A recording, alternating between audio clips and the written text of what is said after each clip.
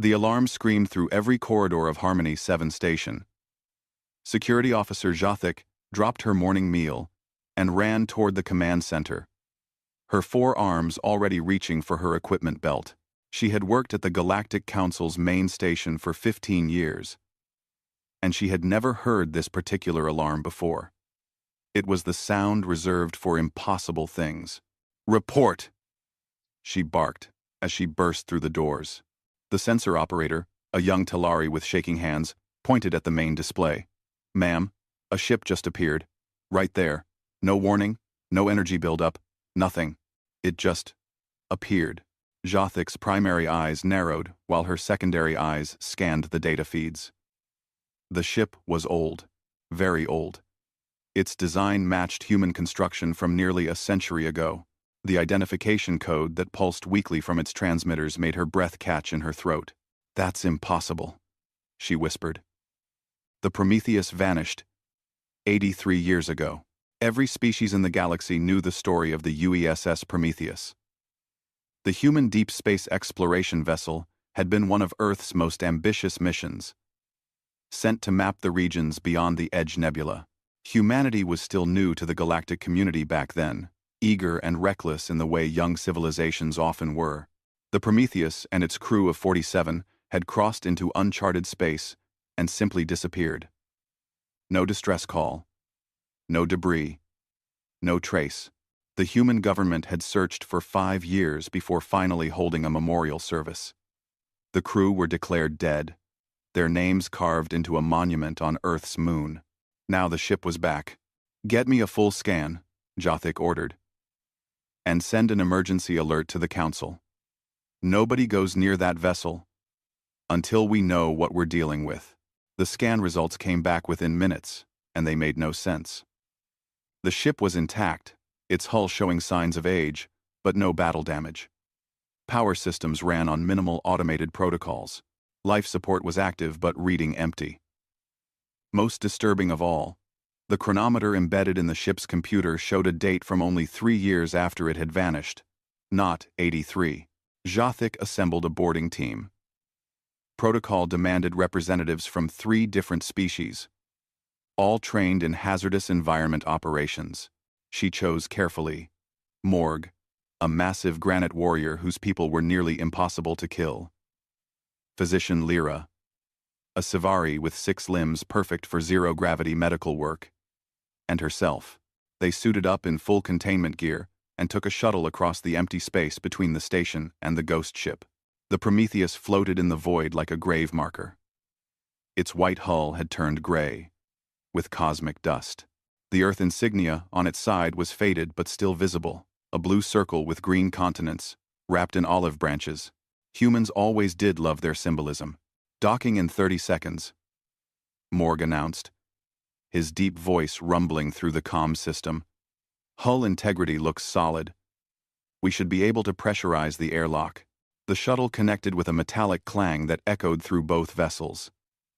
Jothic checked her scanner one more time, then nodded. "Let's see what secrets you're hiding, old ghost." The airlock opened with a hiss of equalizing pressure. The air that escaped from the Prometheus smelled wrong, stale, and cold, like opening a tomb. Jothic's suit sensors immediately flagged the atmosphere as breathable but ancient. No biological contaminants, but the oxygen had been recycled so many times it barely qualified as fresh.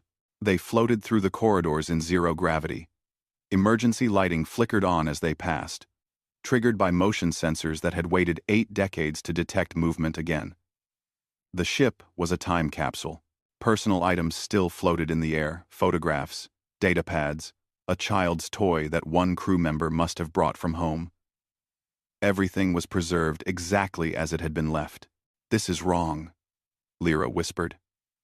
"Where are the bodies?" That was the question that made Jothic's skin crawl beneath her scales. Ships didn't just empty themselves. Even if the crew had abandoned the Prometheus, there should be signs, escape pods missing, airlocks breached, something. Instead, it looked like everyone had simply vanished in the middle of their daily routines. They found the first body in the medical bay. Dr. Richard Hayes, according to the name tag on his preserved uniform. He lay on a medical bed, his face peaceful, as if sleeping, but he had been dead for a very long time. No signs of violence, she reported. No disease markers. His biological systems just stopped. All at once. Like someone flipped a switch. They found the others throughout the ship. The entire crew, all 47 of them, dead in their stations or quarters. Every single one showed the same impossible characteristic. They had all died at exactly the same moment, their bodies simply ceasing to function with no medical explanation. Jothic felt a deep unease growing in her chest. This wasn't a disaster. This was something far stranger and more frightening. The captain's log was still accessible. Jothic pulled the data and listened to Captain Elena Vasquez's final entries. The captain's voice was calm at first, excited even, as she described their discovery beyond the Edge Nebula.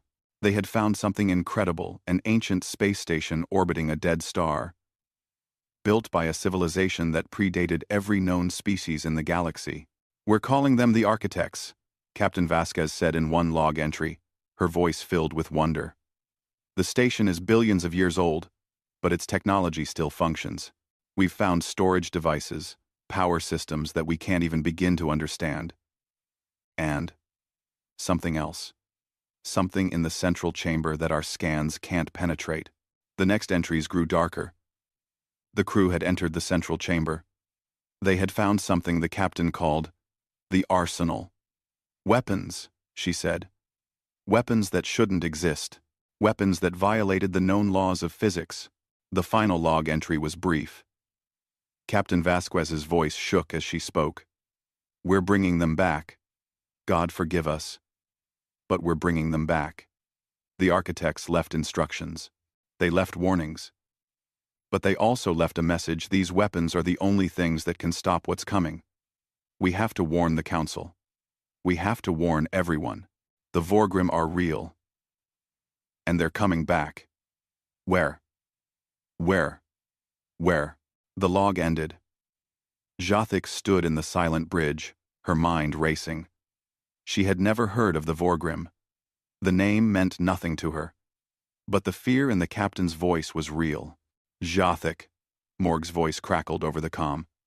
"You need to come to the cargo hold. Now." She found her team standing at the entrance to the main cargo bay, staring through the observation window. The cargo hold was enormous, designed to carry research samples and equipment. But instead of scientific instruments, it was filled with objects that made Jothic's training and experience feel suddenly inadequate. The weapons were beautiful in a terrible way. They looked organic and mechanical at the same time, as if someone had taught metal to grow like a living thing. Each one was different. Some were small enough to hold in 2 hands. Others were massive structures that filled entire sections of the hold. They pulsed with a faint inner light. Colors that shifted through spectrums. Jothic's eyes couldn't quite process. Warning labels covered every surface in the cargo bay. They were written in human languages: English, Mandarin, Spanish, Arabic, but also in other scripts that predated humanity by billions of years. Jothic could only read a few words of the ancient text, but those few words were enough to make her blood run cold. Final measure. Ultimate price. Reality's edge. "Don't touch anything," she ordered, though nobody looked eager to do so. Lyra was scanning one of the smaller devices. "The energy readings are impossible. This thing isn't drawing power from any source I can detect, but it's generating enough energy to power a small star. And the readings are strange. I'm detecting particles that shouldn't exist, forces that have no name in our physics databases." Morg pointed at one of the larger weapons. "Look at the mounting brackets. They're designed for human ships. The crew meant to bring these back and install them as weapons." A central console stood in the middle of the cargo bay. Jothic approached it carefully, her scanner held before her like a shield. The console was active, running on some power source that had lasted for 8 decades without dimming. A screen flickered to life as she approached. "Warning," a synthetic voice spoke in perfect council standard. Unauthorized access detected. This cargo is classified under Architect Protocol 7. Only designated human military personnel may access these systems. I am Security Officer Jathic of the Galactic Council, she said carefully. The crew of this vessel is deceased. I need information about this cargo. The screen flickered. For a moment, nothing happened. Then a face appeared. Not a human face, but something else. It looked almost like a digital ghost, features constantly shifting and reforming as if the image couldn't decide what it wanted to be. AI fragment detected, Lyra whispered. It's not a full artificial intelligence. It's just a piece of one, running on damaged systems. Who are you? Jathic asked. Was. The Prometheus, AI, the fragmented voice said. I am damaged. Memory cores corrupted. But I remember the important things. I remember what we found. I remember what they told us. The architects? Yes. They gave us a choice. Take the weapons and risk becoming like them. Leave the weapons and die like everyone else. Captain Vasquez chose survival. She chose to bring the arsenal home. What happened to the crew? The AI fragment was quiet for a long moment. The weapons are not meant for living things to transport. They exist partially outside normal space-time. The crew's biology could not handle the transition. They died instantly when we activated the return protocol. I tried to save them. I failed. I have been failing for 83 years. Guiding this ship home while my systems degraded. Hoping someone would find us before I forgot why this mattered. Jathic felt a wave of sadness for the broken AI, alone with its cargo of death for nearly a century. What are these weapons for? What are the Vorgrim? The screen flickered wildly. The Vorgrim are, were, will be. Time is difficult for me now. They come from dark space. They consume civilizations. They consumed the architects, forced them to transcend physical existence to survive. The weapons are designed to fight them. Nothing else can stop them. But using them changes reality. Using them is dying in a different way. Before Jathic could ask another question, one of the weapons activated. She hadn't touched anything, hadn't given any command. But the device nearest to her suddenly blazed with light.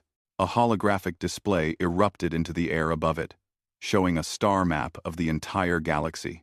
Dozens of systems were marked in red, scattered throughout Council space. Earth was marked. Harmony 7 was marked. Every major civilization's home world glowed with crimson warning lights. At the center of the display, a countdown appeared. The numbers were written in symbols from 1,000 different languages. But they all said the same thing. 47 days remaining. Remaining until what? Jathic demanded. The AI fragment's voice was fading. Until they arrive. Until the Vorgrim scouts detect your civilization's energy signatures. Until the choice the architects faced becomes yours. I'm sorry. Thanks for watching. And I'll see you now. I'm sorry. We tried to warn you. We tried to bring you the only weapons that can save you. But now you must decide if salvation is worth the price. The hologram vanished. The cargo bay fell silent, except for the hum of ancient systems. Jathic stood frozen, staring at the weapons that might save the galaxy or doom it, knowing that she had just become responsible for the most important decision in the history of the Galactic Council. Behind her, Morg spoke quietly. Jathic touched her communicator with one hand, while her other 3 hands unconsciously reached for weapons that suddenly seemed pathetically inadequate. We report to the Council, and then we prepare for war. The Council chamber on Harmony 7 had been built to inspire awe and unity. 47 species, each represented by their ambassadors, sat in concentric circles beneath a dome that showed the stars beyond. Today, that unity was breaking apart. Humanity must surrender these weapons immediately. Ambassador Krell of the Anthari Collective slammed 3 of his tentacles against his podium. We have the doctrine of measured progress, For a reason. No civilization should possess technology they did not develop themselves. The human ambassador, an elderly woman named Sarah Chen, stood calmly despite the chaos around her. She was small compared to most species present, but her voice carried clearly through the chamber. The Prometheus crew gave their lives to bring these weapons home. They died believing they were saving us all. From a threat you refuse to acknowledge. A threat we have no evidence for. Krell shot back. Ancient warnings from dead civilizations, and the words of a damaged AI? This is not evidence. This is mythology. Jothic stood in the security section, watching the debate spiral. She had presented her report 6 hours ago. Since then, the council had done nothing but argue. Some species wanted the weapons destroyed. Others wanted them locked away and studied. A few, the more militaristic ones, wanted them divided among the council fleet. Nobody could agree on anything except that humans should not be allowed to keep them. Ambassador Chen raised her hand, waiting for silence. When the chamber finally quieted, she spoke softly. We did not ask for this responsibility, but my government will not surrender weapons that might be our only defense against an existential threat. Not when the countdown says we have 46 days left. Countdown to what? Demanded the Savari representative. We've sent scouts to the Edge Nebula. There's nothing there, except empty space and radiation. Yet, Chen said quietly, there's nothing there yet. The debate continued for hours. Jothic eventually left, disgusted by the politics. She had work to do. Real work. In the secure laboratory they had set up, she found an unexpected visitor examining the weapons through containment fields. He was human. Young, with dark hair and tired eyes. He wore civilian clothes, but carried himself with a military bearing. Who are you? Jothic demanded, her hands moving toward her sidearm. This area is restricted. The man turned, startled. Dr. Marcus Webb. I'm sorry. I thought they told you I was coming. Ambassador Chen arranged it. I'm a physicist specializing in exotic matter and dimensional mechanics. I'm also... He hesitated. I'm also... Captain Elena Vasquez's grandson. Jothic relaxed slightly. She had heard the name.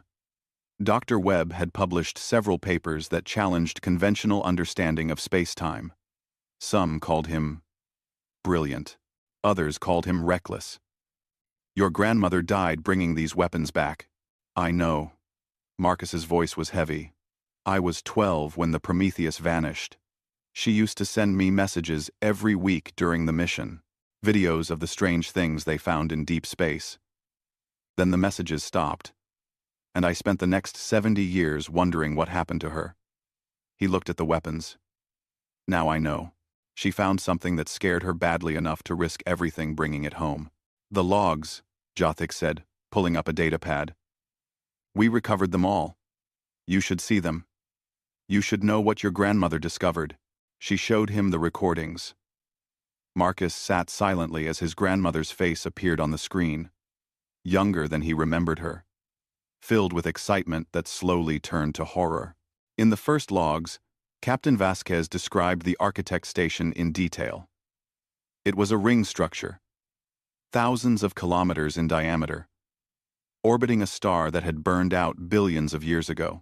The station still had power, drawn from some source the crew couldn't identify. The architecture was impossible corridors that seemed to exist in more dimensions than the 3 the crew could perceive. Rooms that were bigger on the inside than the outside. Technology that responded to thought rather than touch. We found the central chamber today, Captain Vasquez said in one log, her face lit by strange lights. It's massive. The walls are covered in warnings written in hundreds of languages, including some we recognize from dead civilizations. The Talari script is here. The ancient Kresh symbols. Even some that match Earth languages from before recorded history. It's like whoever built this place wanted to make absolutely sure every possible visitor could read the warnings. The next log showed the crew examining what they found inside the chamber. The weapons were stored in stasis fields. each one labeled with detailed instructions in multiple languages. But more than the weapons, the crew had found something else: a digital archive. The architects had left their entire history recorded for whoever found them. Marcus watched as his grandmother played sections of the archive. They saw the architects themselves, not as they appeared in their biological forms, those were long gone, but as they had recorded themselves in their final days. They were tall, graceful beings with 4 arms and crystalline skin that refracted light into rainbows. They had built a civilization that spanned 100,000 stars. They had mastered technology that made current council science look primitive. And then the Vorgrim came. The archive showed them if they could even be called ships. They were organic, constantly shifting forms that looked like dark bruises against the stars. They didn't communicate. They didn't negotiate. They simply consumed everything in their path. Planets, stars, entire civilizations disappeared into them. They grew larger with every system they devoured. The architects fought back. They built the weapons that now sat in the Prometheus cargo hold. Weapons that manipulated fundamental forces of reality itself. They had weapons that could reverse entropy, making young stars old and old stars collapse into black holes. They had weapons that could tear holes between dimensions, exiling entire fleets into spaces that didn't connect to normal reality. They had weapons that could slow or accelerate time in localized areas, making seconds stretch into centuries or compressing years into moments. The weapons worked. The Vorgrim were stopped, driven back to the dark spaces between galaxies. But victory had a cost. Every time we used the weapons, we damaged reality itself, one architect said in the recording, their voice translated by the archive's AI. Space-time is not as stable as we believed. It can be torn. It can be poisoned. We won the war, but our home space became uninhabitable. The laws of physics no longer work correctly in our systems. Matter behaves strangely. Time flows at different rates. Our people began to die, unable to exist in the universe we had broken. The architects had no choice. They uploaded themselves into digital storage, becoming patterns of information rather than biological beings. They built stations like this one throughout the galaxy, hidden in remote places, storing the weapons that had saved and doomed them. They left warnings, they left instructions, and they left a message for whoever might need the weapons next.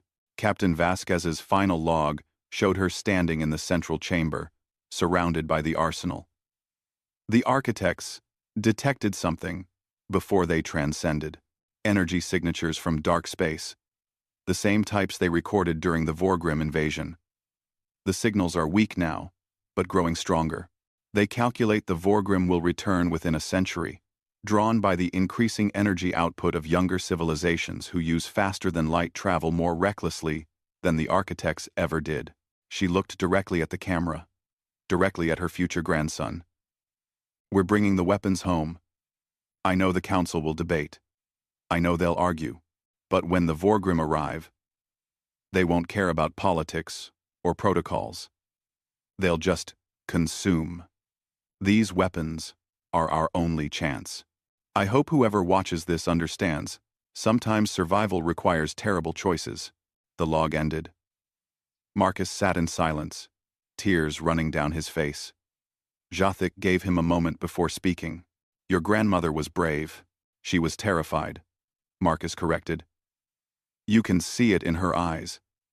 She knew what these weapons cost the architects, but she brought them anyway because the alternative was extinction. He wiped his face and stood. I need to study these. Really study them. If we're going to use them, we need to understand them completely. The council hasn't decided if anyone will use them, Jothic pointed out. Marcus gave her a sad smile. The council will decide exactly 1 second after the Vorgrim arrive and destroy their first world. Decisions are easy when the alternative is death. My grandmother knew that. That's why she didn't wait for permission. Over the following days, Jothic and Marcus worked together, examining the weapons and the architect archives. They discovered terrible truths. The weapons weren't powered by conventional means. They drew energy from space-time itself, essentially feeding on the fabric of reality. Every use left scars regions where physics worked differently, where matter couldn't form properly, where life couldn't exist. The architects had used the weapons extensively during their war. They had won, but their victory left 50 star systems completely uninhabitable. The damage was permanent. Even after billions of years, those systems remained dead zones where ships that entered simply ceased to exist. It's like a poison, Marcus explained, showing Jothic his calculations. Reality can heal from small wounds. A single weapon, fired once, the universe recovers in a few thousand years. But extensive use? Multiple weapons? In the same region? The damage compounds. It becomes permanent. The architects didn't just save their civilization, they made it impossible for themselves to continue existing in normal space. Jothic examined the data, her mind working through the implications. So using these weapons to stop the Vorgrim might save us from one threat while creating another. Exactly. We trade one extinction for another, just slower. An alert interrupted their discussion. The Council fleet had detected something at the Edge Nebula. A scout ship had gone silent. The last transmission showed something emerging from dark space, organic shapes that moved against the stars like oil spreading across water. Jothic and Marcus rushed to the command center. The recordings from the scout ship were being played on every screen. They showed 3 Vorgrim vessels, smaller than the ones in the Architect archives but unmistakably the same. The scout ship's weapons had no effect. The energy beams simply absorbed into the Vorgrim ships, making them grow slightly larger. The scout ship's final moments were brief. The Vorgrim vessels surrounded it, and then it simply ceased to exist. Not destroyed in an explosion, just gone, as if it had never been there. Where the ship had been, empty space remained, but sensors showed that even the atoms that had made up the vessel had vanished completely. The council chamber erupted in panic. Species that had argued against the Vorgrim's existence now demanded immediate action. The countdown showed 41 days remaining.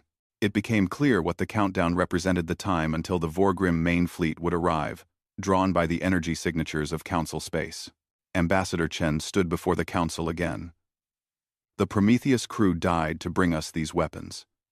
The architects sacrificed their entire civilization to create them.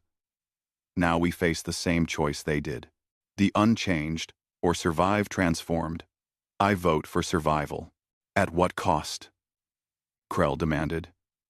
If we use these weapons, we become like the architects. We poison the galaxy. We create dead zones that last forever.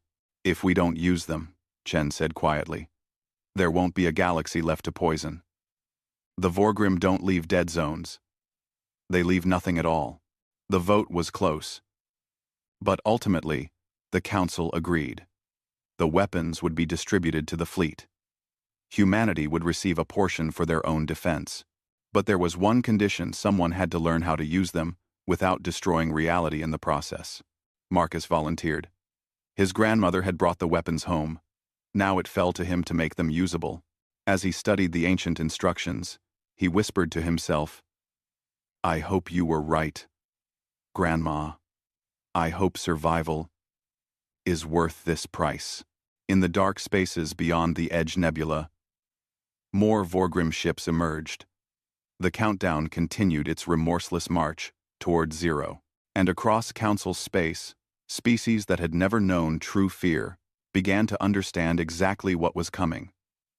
Earth had changed in the weeks since the Prometheus returned.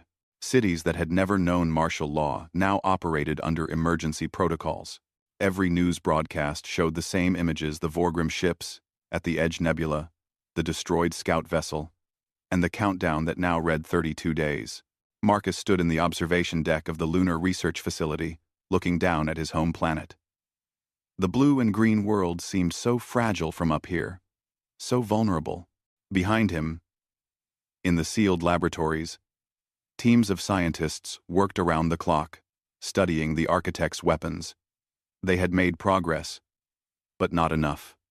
Not nearly enough. Dr. Webb? A technician approached carefully. The council liaison is here to see you. Oh, Jothic entered the observation deck, carrying a datapad and wearing an expression Marcus had learned to recognize more bad news. She had become a frequent visitor over the past weeks, shuttling between council space and human territory. Their unlikely friendship had formed quickly, built on shared purpose and mounting dread. Another attack? Marcus asked.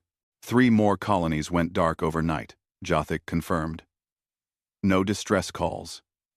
No wreckage. The Vorgrim consumed them completely. The Council fleet tried to engage at the 3rd colony.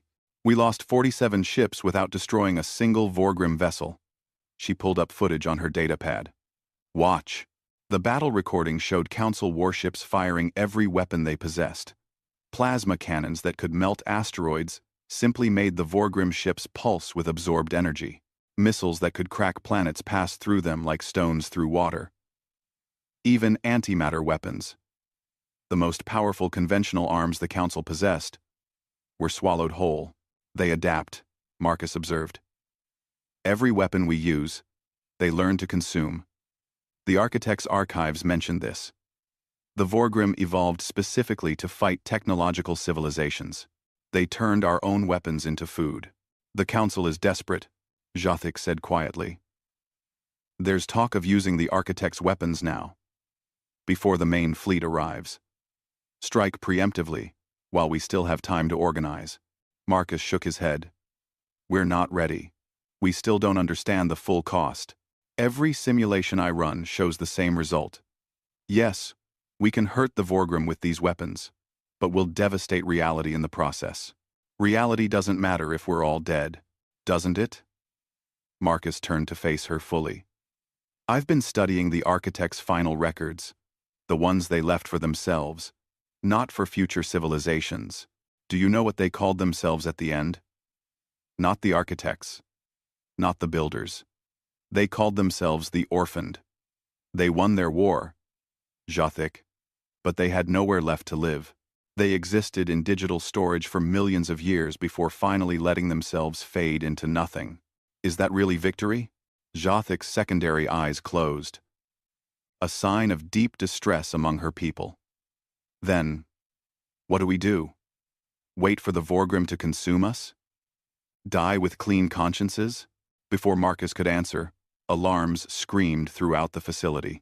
The technician who had announced Jothic's arrival rushed back, his face pale. Doctors, you need to see this. Now. They ran to the main laboratory. Every screen showed the same alert, unauthorized activation of one of the Architect's weapons. Not in the secure facility. Not under controlled conditions. The weapon had been activated in space, near the Edge Nebula. Who authorized this? Marcus demanded. No one. The lead technician gasped. It's the Promethean Front. They stole one of the smaller weapons during transport last week. We thought they were just terrorists making demands. We didn't think they could actually use it. The Promethean Front had formed within days of the Prometheus's return. They were human extremists who believed that the Architect's weapons represented humanity's chance to become the dominant force in the galaxy. Their manifesto was simple and terrifying. Use the weapons first. Ask questions later. They had supporters across Earth. People who were tired of being the newest and weakest species in the Council. Now they had made their move.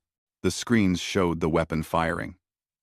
It was beautiful and horrible at the same time. A beam of light that wasn't really light lanced across space, hitting the Vorgrim scout fleet. For a moment, nothing happened.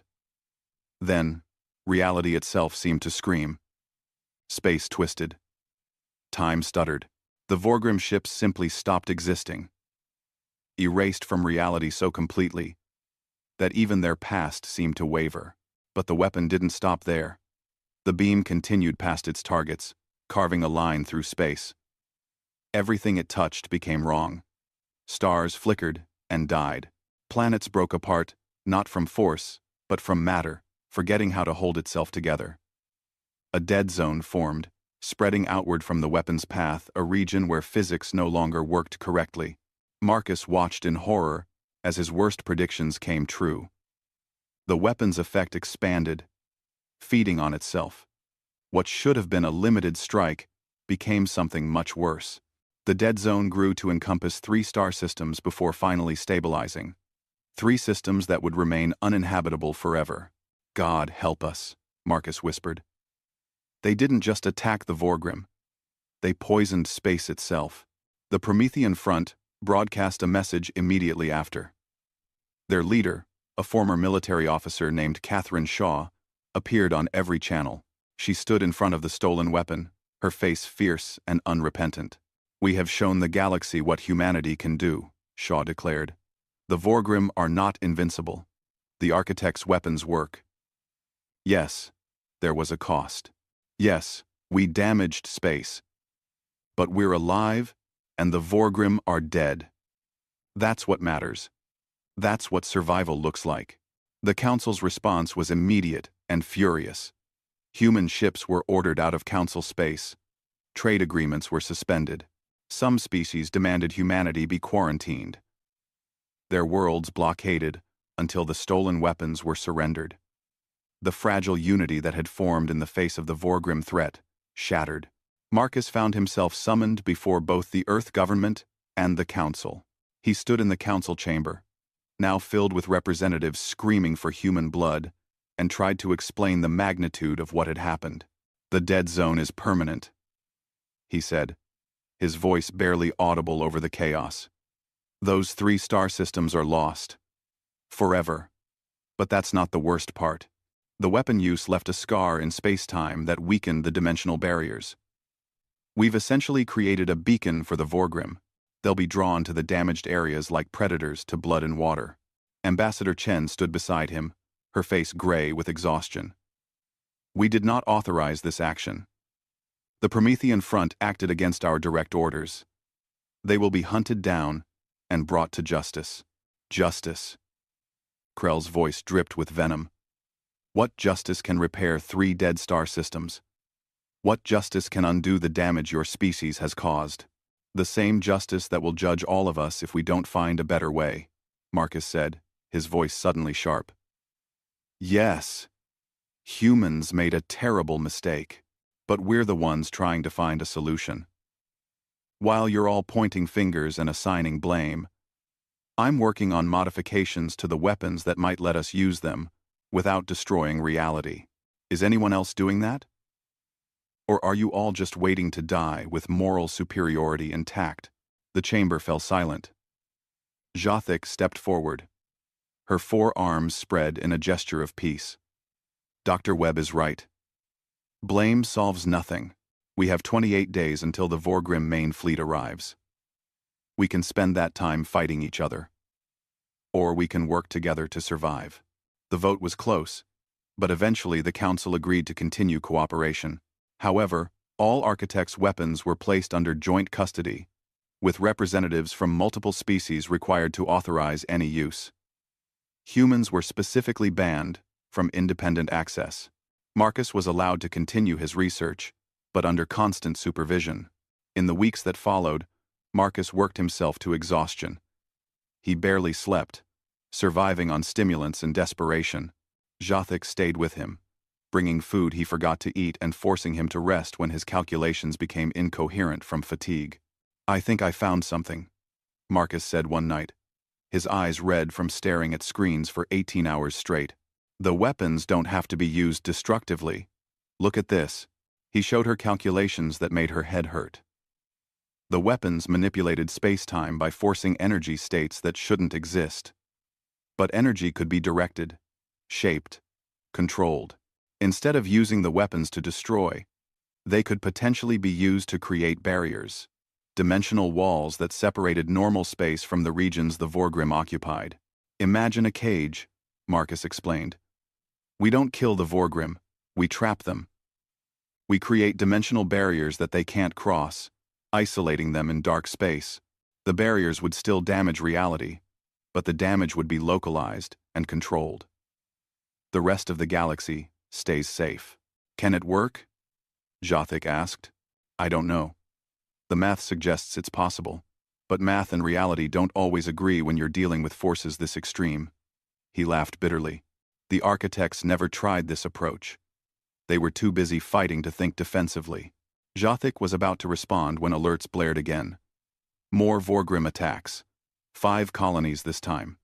The countdown showed 21 days remaining, but the attacks were accelerating. The Vorgrim weren't waiting for the deadline. They were coming now. Marcus pulled up the sensor data and felt his stomach drop. The Vorgrim weren't just attacking randomly. They were moving in a pattern. A spiral that would eventually converge on Harmony 7 Station. They knew where the Council headquarters was. They were coming for the heart of civilization. "We're out of time," Jothik said quietly. Marcus looked at his calculations, at the theories that might save them, or might doom them just as surely as the Vorgrim. "Then, we'd better make the time we have left count." In the secure labs, they began preparing for the desperate gamble that might be their only hope. Outside, Council forces engaged the Vorgrim in losing battles across a dozen systems, and in dark space, the main fleet drew closer. An armada of world-eaters that had ended civilizations before and would gladly end another. Marcus worked through the night, making adjustments to the weapons, praying his calculations were correct. Beside him, Jothik monitored the approaching threat, counting down the hours until they would either prove humanity's worth or confirm every species' worst fears about giving monkeys access to weapons that could crack reality itself. The price of power was becoming clear. The question was whether anyone would survive to pay it. The Vorgrim main fleet arrived early. The countdown had shown 7 days remaining when sensor arrays across Council space began screaming warnings. The enemy didn't care about humanity's timetables or careful preparations. They emerged from dark space in a wave of organic ships that made the scout vessels look like insects by comparison.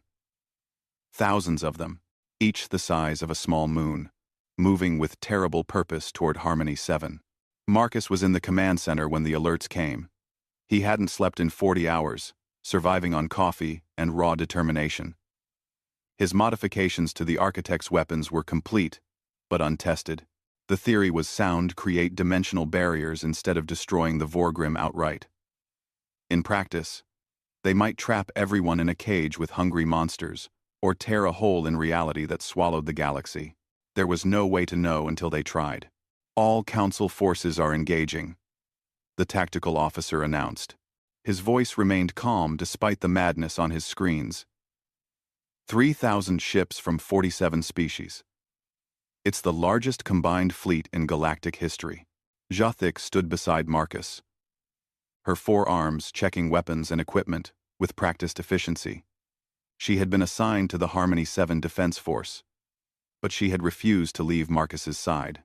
"If your plan works, I want to be here to see it. If it fails, I'd rather die with a friend than alone in a command ship." Marcus wanted to say something meaningful, something worthy of the moment. But exhaustion and fear had stolen his eloquence. "Thanks for not thinking I'm crazy." "Oh, you're definitely crazy," Jothik said with a flash of dark humor. "But you're the good kind of crazy.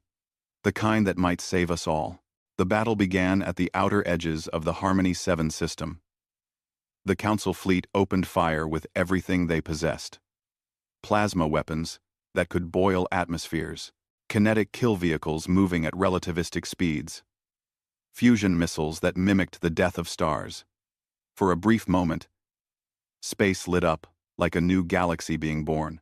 The Vorgrim absorbed it all. Marcus watched in sick fascination as the enemy ships didn't dodge or defend. They simply opened themselves up and swallowed the incoming fire. Every weapon that hit them made them grow slightly larger, slightly more solid. They fed on energy itself. The Council's best weapons were just making them stronger. "They're adapting faster than the architect's records suggested," Marcus said, furiously typing calculations into his console. "They've learned from their last war. They're not just consuming energy now, they're consuming the fundamental forces the weapons use. Plasma, kinetic energy, nuclear fusion. It's all just different flavors of the same meal to them." The fleet tried different tactics. Some ships attempted ramming attacks, throwing themselves at the Vorgrim in desperate suicide runs. The Vorgrim simply opened like mouths and swallowed the ships whole. Other ships tried retreat, only to discover the Vorgrim were faster than they appeared. The organic vessels moved through space in ways that violated conventional physics, teleporting short distances or simply ceasing to exist in one location and appearing in another. "We're losing," the tactical officer reported unnecessarily. Everyone could see the casualty numbers climbing. The Council fleet was being systematically destroyed. Ambassador Chen entered the command center, her face set with grim determination. "Dr. Webb, the Council has authorized deployment of the Architect's weapons. All of them. No more half measures. We throw everything we have at them and hope it's enough." "Wait." Marcus held up a hand. "If we use them all at once, the combined effect will be catastrophic. We could destroy the Vorgrim, but we'll also destroy half the systems in Council space. The damage to space-time will be irreparable." Unquote. "Better than being consumed entirely," Chen replied. The vote was unanimous. Even the species that opposed the weapons before voted yes. Fear is a powerful motivator. Marcus looked at Jothic, who nodded slowly. They both knew this moment would come. When faced with extinction, species would do anything to survive. That's what the Architects had learned. That's what the Prometheus crew had understood.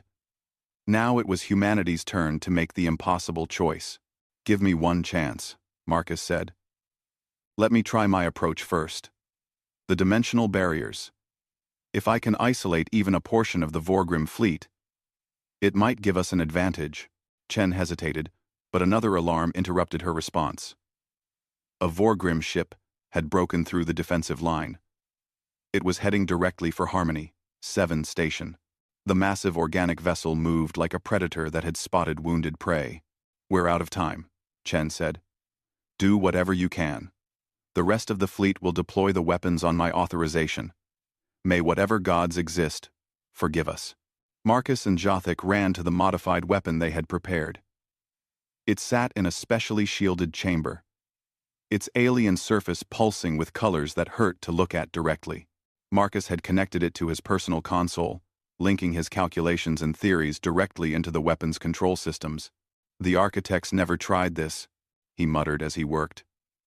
"They were warriors. They thought in terms of attack and defense. But maybe that was their mistake. Maybe the answer isn't to fight force with force."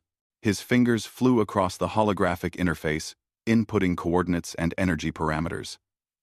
The weapon began to hum, a sound that resonated in bones and teeth, as if reality itself was vibrating in protest.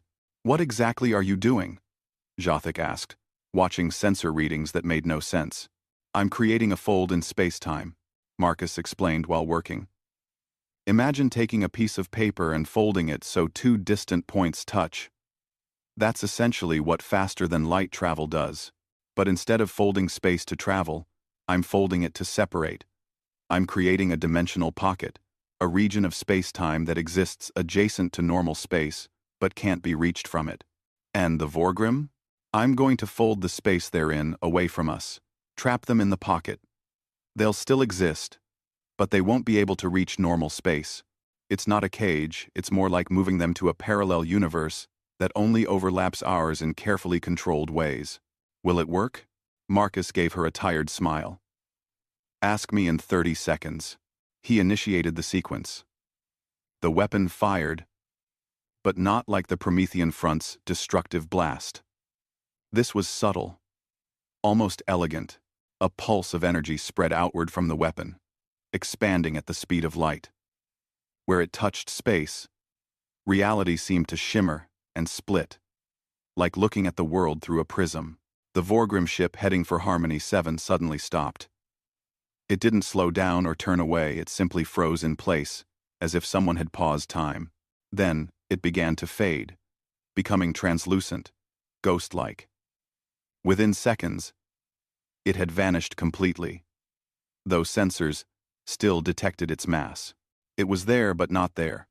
existing in the dimensional pocket Marcus had created. It worked. Jothic breathed. By the ancestors, it actually worked. Marcus was already expanding the effect. The weapon had a limited range, but he could pulse it repeatedly, creating overlapping dimensional pockets that covered larger and larger areas of space. Each pulse trapped more Vorgrim vessels, removing them from the battlefield without destroying them. But there was a cost. Marcus could see it in the sensor data. Each dimensional fold created a stress point in space-time. Small damage, manageable, but it was adding up. He was essentially perforing reality, punching holes that would take centuries to heal naturally. It was better than the wholesale destruction other weapons would cause. But it was still damage that would last long after this battle ended. "Keep going," Chen urged from the command center. "You're giving the fleet a chance. Our ships are reporting the Vorgrim are disengaging, pulling back to avoid the dimensional pockets." Marcus pulsed the weapon again and again, creating a maze of dimensional barriers that carved up the battlefield. The Vorgrim adapted quickly, learning to avoid the affected areas, but that was fine. By avoiding the barriers, they exposed themselves to conventional weapons in narrow corridors of normal space. The tide of battle began to turn.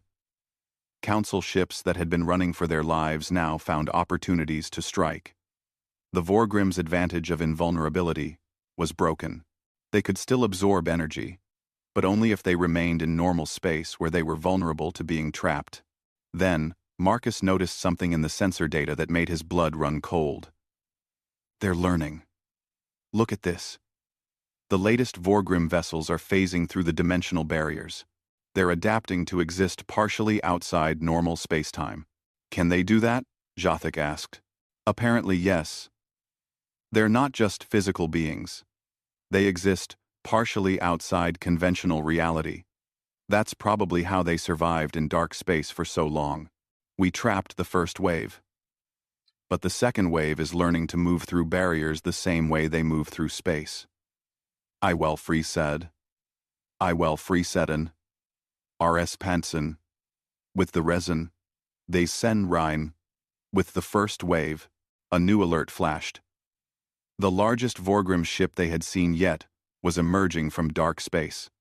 It was different from the others, more solid, more purposeful. Sensors could barely process its size. It was larger than some planets.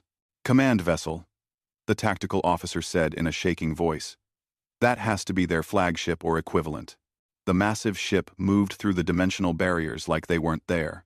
It headed directly for Marcus's location, as if it knew exactly where the weapon that had trapped its fleet was located.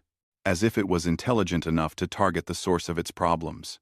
Jothic grabbed Marcus's arm. "We need to evacuate. Now."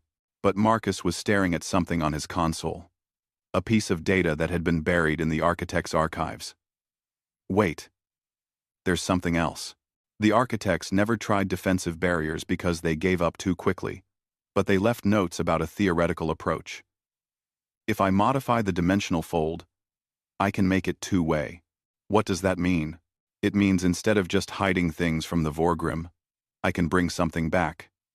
Something the architects left behind. Not just their weapons. Them." Marcus pulled up the data. The architects hadn't just uploaded themselves into digital storage. They had encoded their consciousness into quantum patterns that existed partially outside normal spacetime. They weren't really gone. They were just waiting. Trapped in a state between existence and non-existence. Unable to interact with physical reality. "You want to bring them back?"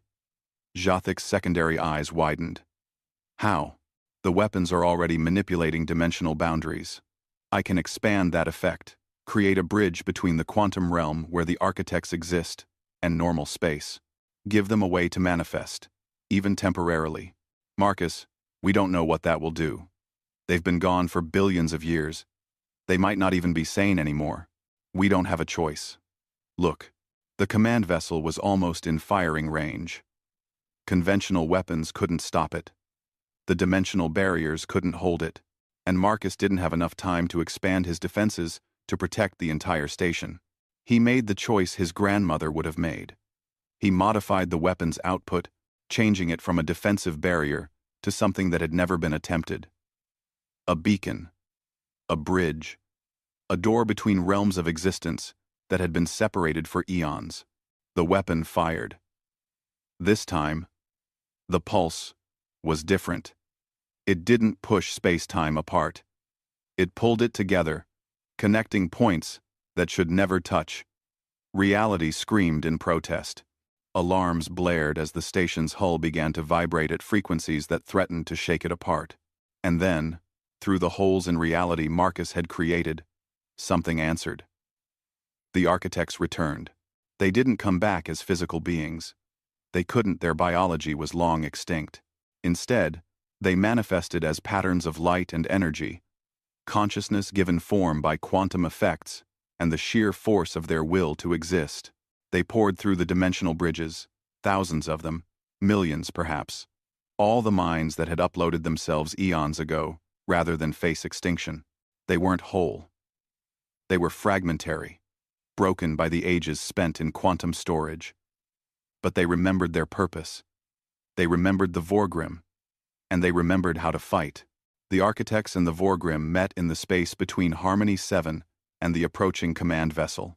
It was a battle that made no sense to conventional sensors, beings of pure information, fighting against entities that existed partially outside normal physics. Energy patterns clashed. Dimensional boundaries shattered and reformed. Reality itself became a weapon as the two ancient enemies resumed a war that had ended billions of years ago. Marcus watched in awe and terror. He had opened a door that couldn't be closed. He had brought back something that might save them, or might consume them, just as surely as the Vorgrim would. The architects weren't the noble saviors from the archives. They were damaged, desperate ghosts, driven by ancient purpose and unfinished business. "What have I done?" Marcus whispered. Jothic stood beside him, all four hands gripping his shoulders. "You did what you had to. Now we see if it's enough." The battle raged on. Beyond human comprehension. Beyond any species' understanding. In the chaos, Marcus could only hope that survival would be worth the price of calling back the dead. 3 months after the Battle of Harmony 7, Marcus Webb stood in a place that shouldn't exist. The dimensional fold around him was stable, more or less. He existed in a space between spaces, a pocket of reality that touched normal space-time but wasn't quite part of it. Through the translucent walls of his prison sanctuary, he could see the universe passing by at normal speed. But for him, time moved differently. A second for him was an hour outside. An hour for him was weeks in the real world. This was the price of victory. This was what he had become. The battle had ended when the architects and Vorgrim destroyed each other. Not defeated, not driven away, mutually annihilated in a clash that left scars across 3 sectors of space. The architects, already fragile after billions of years in quantum storage, had burned themselves out in a final desperate assault. The Vorgrim command vessel and most of its fleet had been torn apart, their exotic matter scattered across dimensions where it would never reform. But the victory was partial. Some Vorgrim survived, trapped in the dimensional pockets Marcus had created. They couldn't escape, couldn't reach normal space to feed, but they still existed, and the dimensional barriers Marcus had used to trap them were unstable. They needed constant maintenance, constant adjustment, or they would collapse and release the Vorgrim back into normal space. Someone had to maintain them. Someone who understood the architect's weapons and could manipulate space-time directly. Someone who could exist partially outside normal reality to access the quantum structures the barriers depended on. Marcus had volunteered before anyone could ask. The transformation had been agonizing.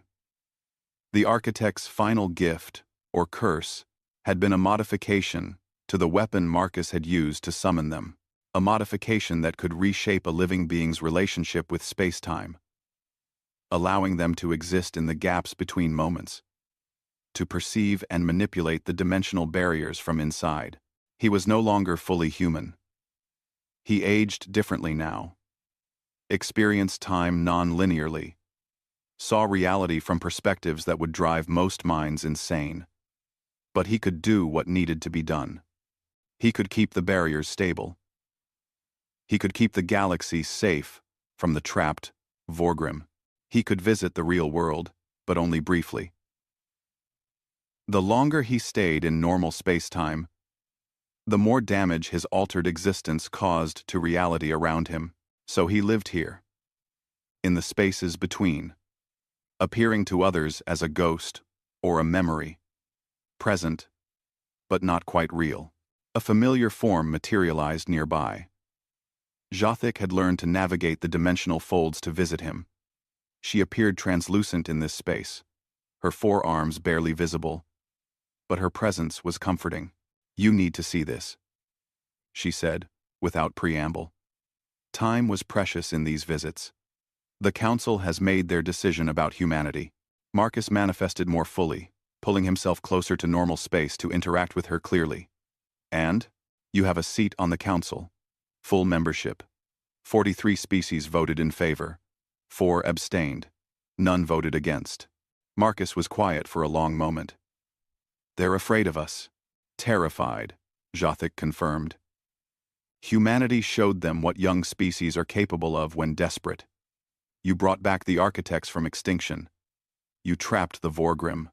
You transformed yourself into something that exists outside normal physical law. Yes, they're afraid. But they also respect that fear. That's more than most young species earn in their first 1,000 years. What about the Promethean Front, Catherine Shaw, and her people?" Jothic's expression darkened. "Tried and convicted of crimes against reality itself. It's a new category of war crime we had to create specifically for them. They're imprisoned in a null vault, similar to where you exist, except they have no perception, no awareness. They'll serve 1,000 years, which will feel like moments to them, and when they're released, the galaxy will be different enough that their extremism will seem ancient and irrelevant." "Harsh," Marcus said. "Necessary," Jothic corrected. "They created the first dead zone. 3 star systems that will never host life again. The Council needed to send a message the Architect's weapons are not toys for ambitious fools." Marcus drifted through his dimensional space, looking out at the galaxy beyond. He could see more than before his transformation. He saw the energy flows between stars, the subtle vibrations of space-time, the scars left by the battle. The galaxy was beautiful and fragile in ways he had never appreciated when he was fully human. "How is Earth?" he asked. "Thriving, in a strange way," Jothic reported. "Your sun aged 100 years during the battle when you activated all the dimensional weapons at once. It's hotter now, putting out more energy. But instead of seeing it as a disaster, humans built a massive array of orbital solar collectors. Earth is generating more power than any 3 Council worlds combined. You've become an energy superpower, practically overnight." "My mother?" "Dr. Webb is well. She completed your research on responsible advancement. It's become required reading for every Council species. She's been nominated for the Architect's Prize the first time they've awarded it in 3,000 years. Jothic paused. "She asks about you every time I see her." "Tell her I'm fine," Marcus said automatically, though they both knew it was a lie. He wasn't fine. He wasn't even really human anymore. But what else could he say? Jothic moved closer, her form solidifying slightly. "There's something else you need to know. The Vorgrim you trapped aren't dormant. They're learning. They're adapting to the dimensional barriers, trying to find weaknesses. It's slow, we're talking centuries before they could potentially break free, but it's happening." Marcus had suspected as much. The Vorgrim were survivors, evolved to overcome any obstacle. Trapping them had bought time, not ended the threat. "Then I'll need to keep adjusting the barriers, keep them contained. For how long? Forever, probably. Or until someone smarter than me figures out how to actually destroy them without destroying reality in the process." He tried to smile. "At least I won't get bored. Marcus, you can't exist like this indefinitely. Your body, your mind, they're not meant for this kind of existence. Eventually, you'll fade, become purely quantum patterns like the architects. You'll lose yourself." "I know." He had done the calculations. He had maybe 500 years, subjective time, before his consciousness degraded too far to maintain coherence, longer than a normal human lifetime. But not forever. But 500 years of me is worth protecting billions of lives across thousands of worlds. The math is simple. Math is simple. Zothick reached out with one hand, passing it through his semi-substantial form. I hate that you're right. I hate that this is what victory looks like. They stood in silence for a while. Two friends separated by dimensional barriers and the cruel necessities of survival. Finally, Zothick had to leave. Spending too long in the dimensional folds would start affecting her biology, and Marcus couldn't bear the thought of hurting her. After she left, Marcus resumed his work. He drifted through the dimensional barriers, adjusting quantum states, strengthening weak points, monitoring the trapped Vorgrim for any sign of breakthrough. It was lonely work, but it was important, essential. Sometimes, he visited the real world. He appeared briefly to council meetings, offering advice on dimensional physics and the weapons that were now sealed in a secure vault. He appeared at his mother's bedside when she was ill, a translucent ghost holding her hand through the long night.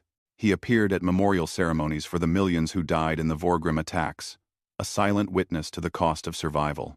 And sometimes, he visited the Prometheus Memorial on Luna. The ship had been restored and placed in a museum, its hull polished, its interior preserved exactly as it had been when it returned. Visitors could walk its corridors, see the empty chairs where the crew had died, read the logs that Captain Vasquez had left behind. Marcus would stand in the captain's quarters, looking at his grandmother's personal effects still arranged on her desk. A photo of family, a handwritten journal, a small Earth flag she had kept to plant on new worlds. Did you know it would end like this? He asked the empty room. No answer came, of course. But Marcus liked to think his grandmother would understand.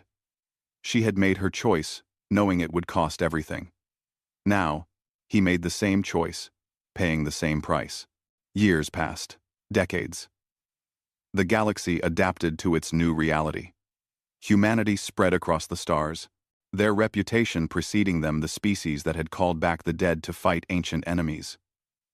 Other young species looked at humans with a mixture of fear and admiration. Old species treated them with careful respect, the way one might treat a powerful neighbor with unpredictable tendencies. The council reorganized itself. The doctrine of measured progress was rewritten to acknowledge that sometimes survival required risks. The weapons remained sealed, but the knowledge of how to use them was preserved, just in case. Earth built its Dyson sphere, a massive array of orbital structures that captured the increased output of their aged sun. They became the energy hub of their region of space, selling power to 100 worlds. Prosperity came from the same disaster that could have destroyed them. And in the dimensional folds, Marcus continued his eternal watch. He aged slowly, his perception of time becoming increasingly non-linear. He existed in multiple moments simultaneously, watching the past, present, and potential futures overlap and diverge. His humanity faded gradually, replaced by something else. Not quite architect, not quite human, something new. Zothick visited when she could. She aged normally, and Marcus watched his friend grow old, with a sadness that transcended words.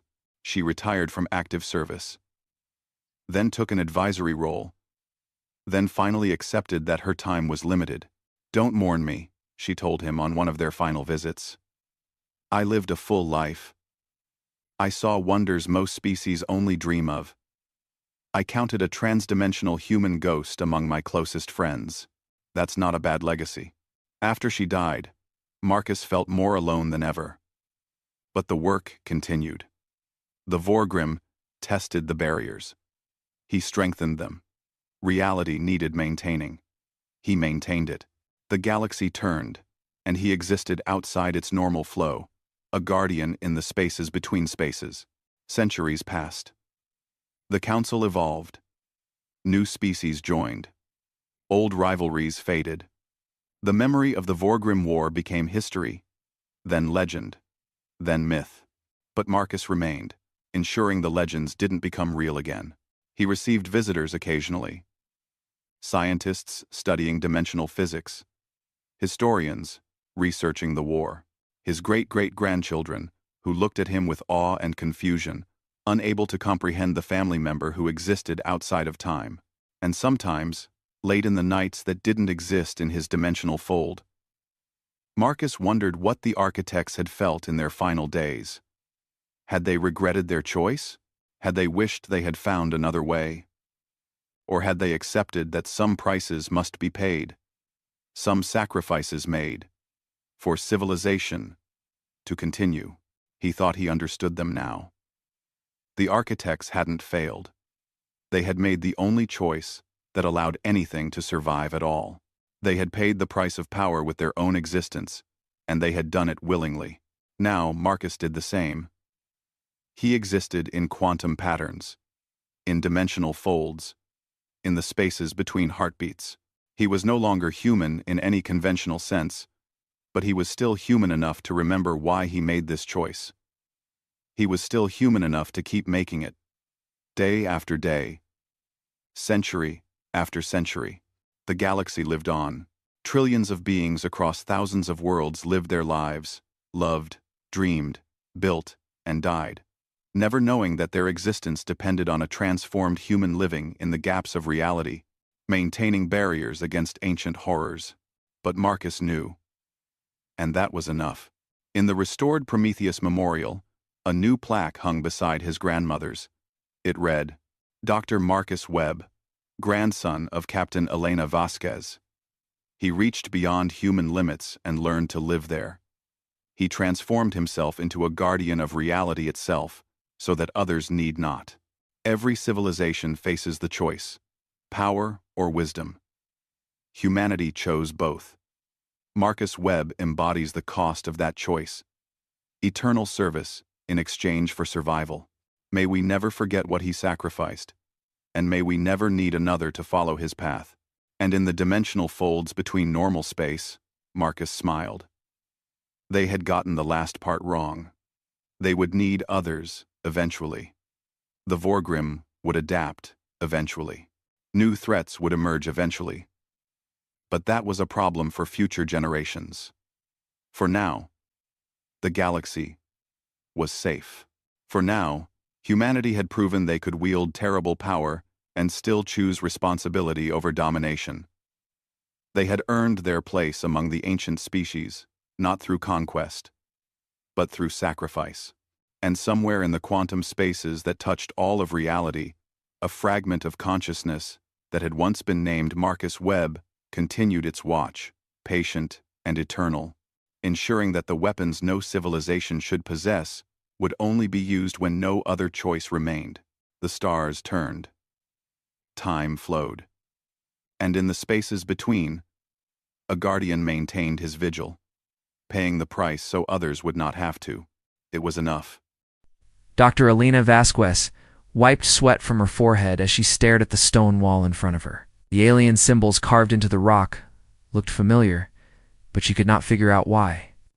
She had been digging on this dead planet for 3 weeks. Now, and every day, brought new questions. The planet had no name. It's just a number. Kepler 44-C. It was a cold, empty world with no life. The hegemony had sent her team here to study the ruins of an old alien city. Elena was good at her job. She had studied alien cultures for 15 years. Ever since the kind beings of the hegemony had given humanity the chance to explore the stars. Elena remembered learning about the hegemony in school.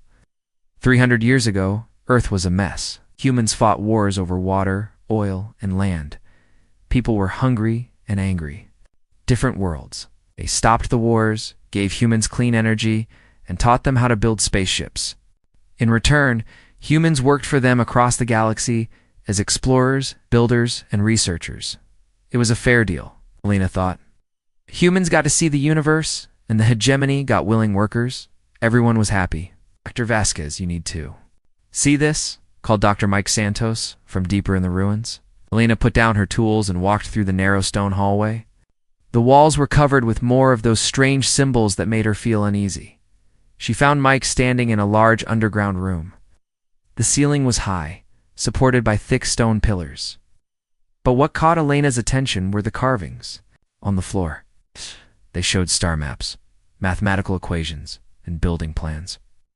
The style was different from anything she had seen before. "Look at this," Mike said, pointing to a section of the floor.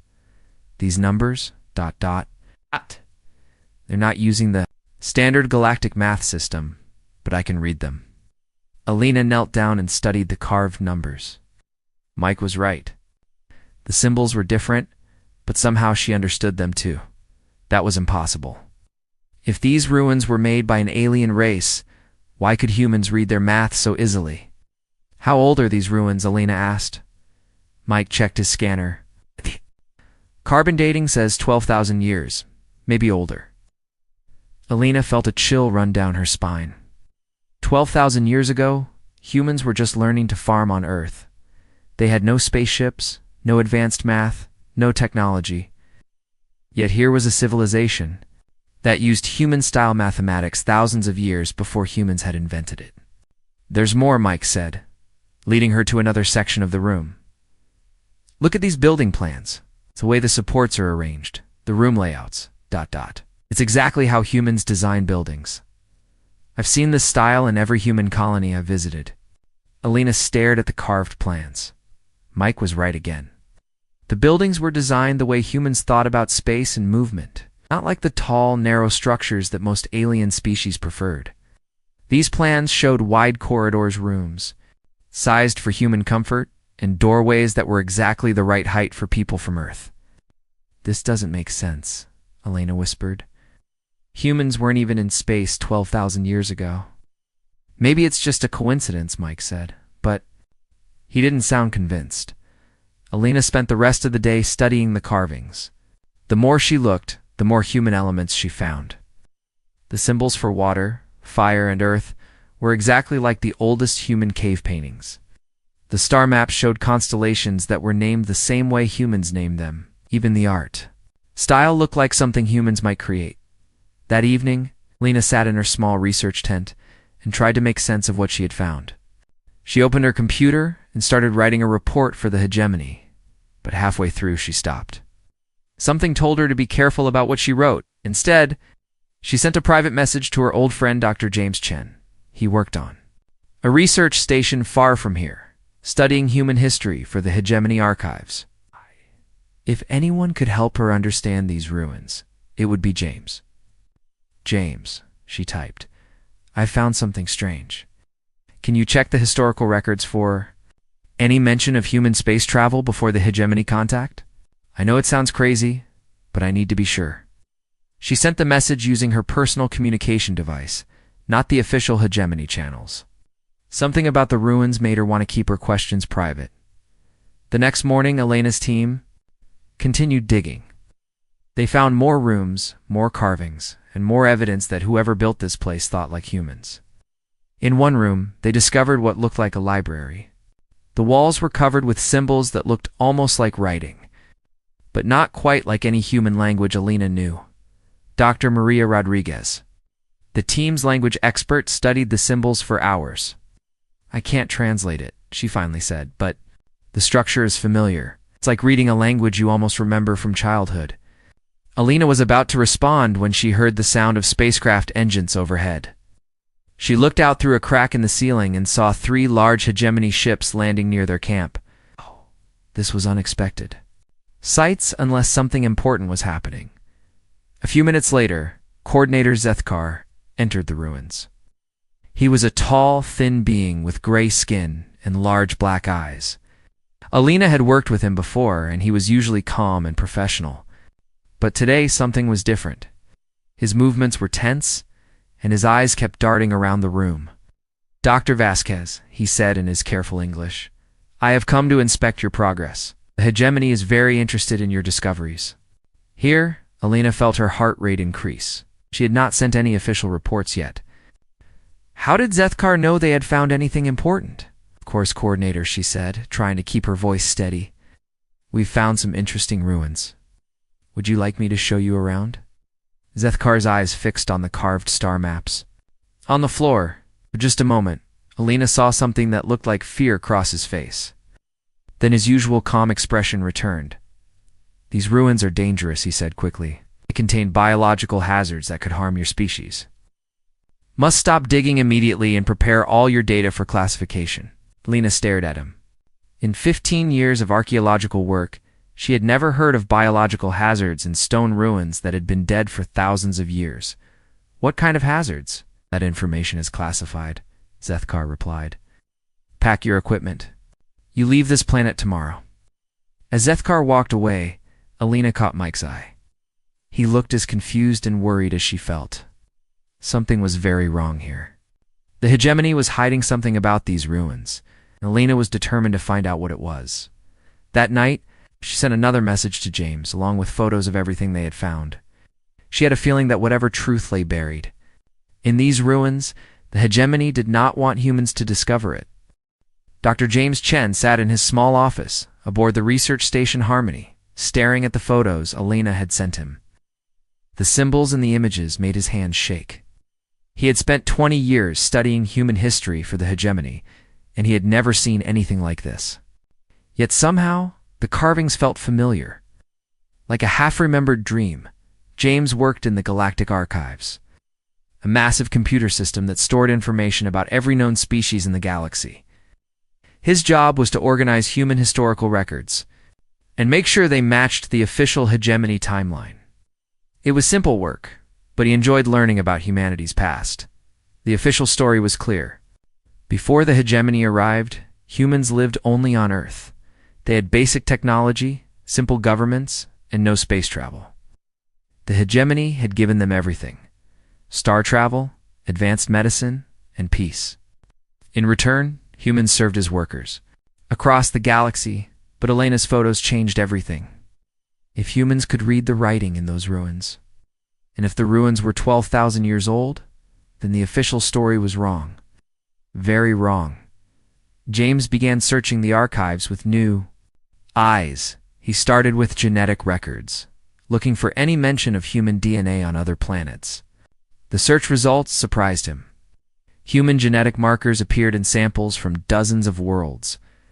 But when he looked closer, he found something strange. The dates were all wrong, according to the records. Human DNA had been found on Kepler 186b, mining world 300 light-years from Earth. The sample was dated 8,000 years ago. But humans had only been on that planet for 50 years. James checked the file again, thinking he had made a mistake. The date was correct, but someone had marked the file as data error ignore. He searched for more genetic records.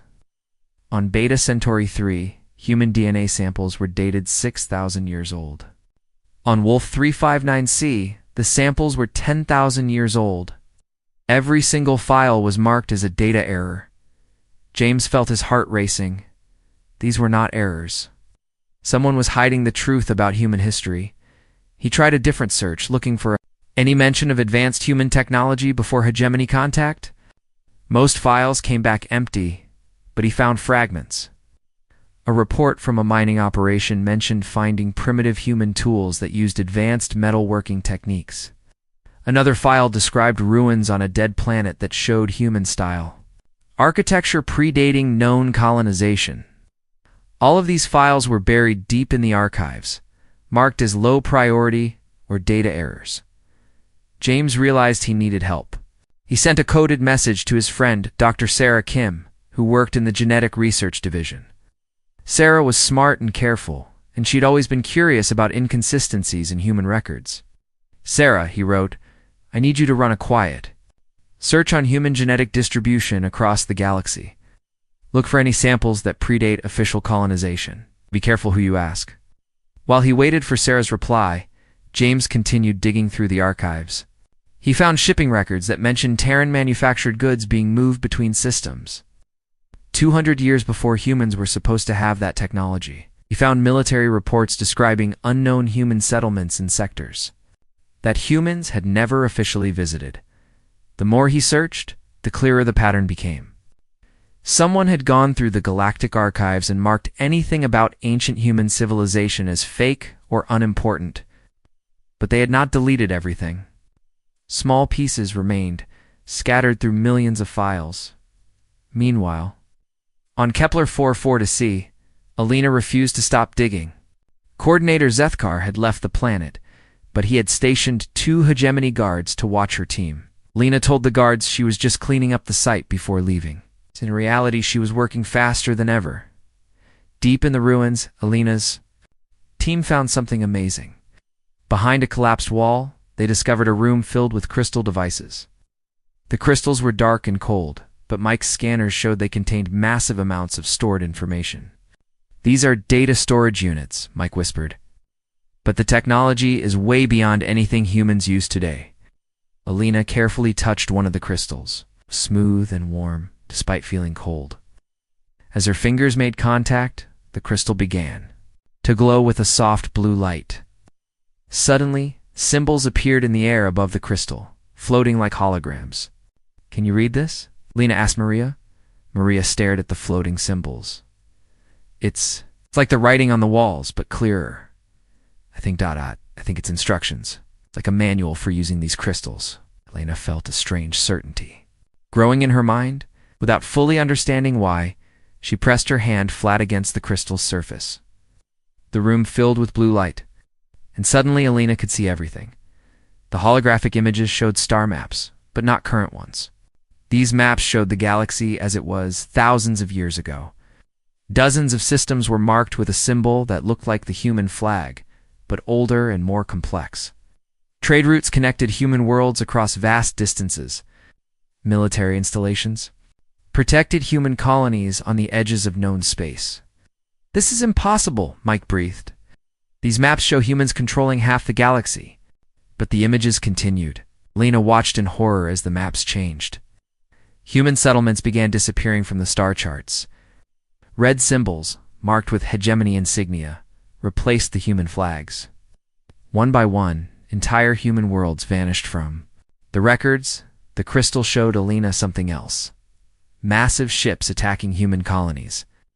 The ships belonged to the hegemony species she knew well. Coordinator Zethkar's people, the tall beings called Vorthok, led the attacks. Other hegemony species supported them, the insect-like Krell and the energy beings called ET-Als.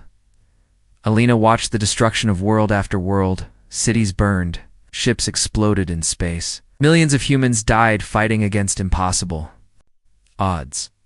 The final images showed the survivors, small groups of humans hiding on distant planets, or trapped on Earth with their memories changed. "They lied to us," Alina whispered. "The hegemony didn't save humanity. They destroyed us." Back on Harmony Station, James received Sarah's reply. Her message was short and frightening. "Meet me in Storage Bay 7. Come alone. Bring everything. You've found we're not the only ones asking questions." Ow.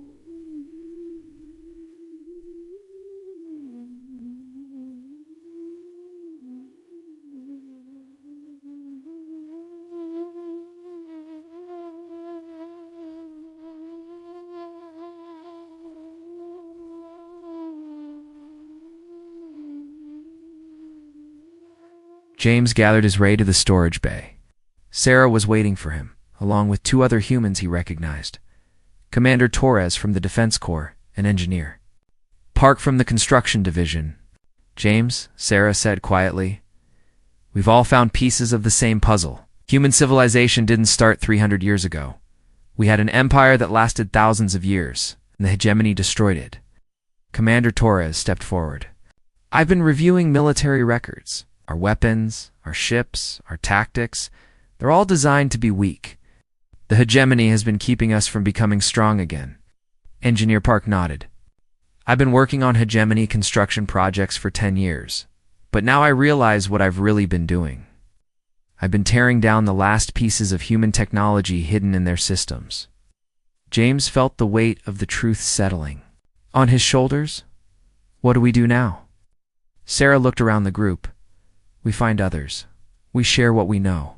We figure out how to tell the rest of humanity that everything they believe about their history is a lie." As they talked in the storage bay, None of them noticed the small listening device hidden among the cargo containers. Coordinator Zethkar was already making plans to deal with the humans, who were asking too many questions. But across the galaxy, on dozens of human worlds, other people were beginning to remember. Workers found strange artifacts in their construction sites. Scientists discovered genetic evidence that didn't match the official timeline. Soldiers noticed their equipment was deliberately outdated. The truth about humanity's past was starting to surface, and once it did, nothing would ever be the same. Captain Marcus Webb guided his cargo ship through the asteroid field near Vega Station. He had flown this route hundreds of times, carrying supplies between human colonies for the hegemony. It was boring work, but it paid well and kept him in space. Today felt different. 3 days ago, he had received a coded message from Dr. Chen containing files that changed everything Marcus thought he knew about humanity. The files showed that humans once ruled many star systems. They had built great cities and powerful ships. The hegemony had destroyed it all and then lied about it for centuries. Marcus looked at his navigation screen, noticed something he had never seen before. The route took him past several large objects that his computer labeled as navigation beacons. But according to Chen's files, these were not beacons at all. They were the remains of ancient human defense stations. Marcus changed course to get a closer look at one of the objects. It was huge, almost a kilometer long, and made of a metal that looked different from modern hegemony construction. Strange symbols covered its surface. As his ship got closer, Marcus felt something he had never experienced before. The symbols seemed familiar, like words he should be able to read. His ship's computer started receiving signals from the object. The signals were in an old human language that Marcus somehow understood. The defense station was still working after thousands of years, waiting for human ships to come home. Marcus spent 2 hours studying the station. He downloaded technical plans, weapon specifications, and construction guides. The technology was far beyond anything humans use today. These were the ships and weapons of a civilization that could fight as equals with any species in the galaxy. When Marcus finally returned to his regular route, he sent messages to other human cargo pilots. He used careful language, but his meaning was clear. There were things in space that humans needed to see. Meanwhile, on the industrial world of New Pittsburgh, engineer Lisa Park was having her own awakening. Lisa worked for the Hegemony Construction Authority, building and maintaining the systems that kept their space stations running. She was good at her job and took pride in keeping complex machinery working perfectly. But after reading Chen's files, Lisa began to notice patterns in her work assignments. Every few months, she was sent to remove obsolete equipment from hegemony facilities. The equipment was always old, always made of strange metals, and always used design principles that seemed familiar to Lisa. Today, Lisa was working in the lower levels of Titan Base, removing what her supervisor called primitive backup systems. But as Lisa studied the equipment, she realized it was not primitive at all. The power systems were more efficient than anything the hegemony currently used.